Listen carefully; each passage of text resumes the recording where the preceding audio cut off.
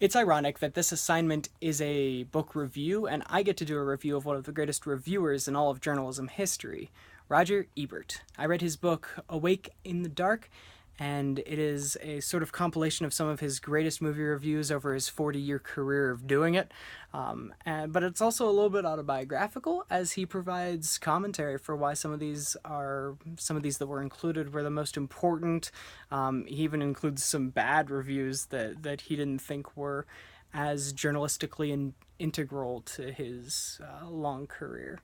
But he did bring a certain credibility to the field of entertainment journalism, or film criticism, that wasn't brought before, or honestly I believe hasn't been brought since.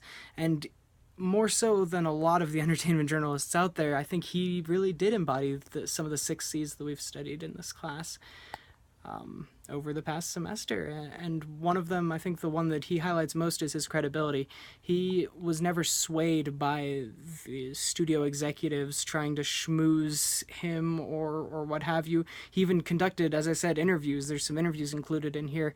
And people that did the interviews were often kept separate from those that did the actual film critiquing, because they didn't want those two worlds to overlap for the case of credibility. But he was the only man on the movie beat for the Chicago Sun-Times, and so it was him, and he still kept true to his craft, and that was wonderful. He was also very community driven. He was able to really know who he was talking to and represent them better than movie critics had before. Much of the movie critic game before he stepped onto the scene was just old people complaining about movies, where he was never afraid to like something. He liked the movie E.T., and especially he liked 2001: A Space Odyssey, when movie critics at the time were walking out of the theater halfway through because they didn't understand it and they just believed it to be trash, when now, hindsight being 2020, we know that it's one of the top 10 films of all time. His craft lends very easily to the constructive nature of journalism. He's providing constructive criticism on movies, but also constructively giving us an idea of what to see and what to look for in a movie. And as I said before, he was never afraid to stand on his own. He was courageous, maybe not in the sense that a political journalist or a wartime journalist is courageous, but when you're standing apart from your peers, that takes a bit of courage.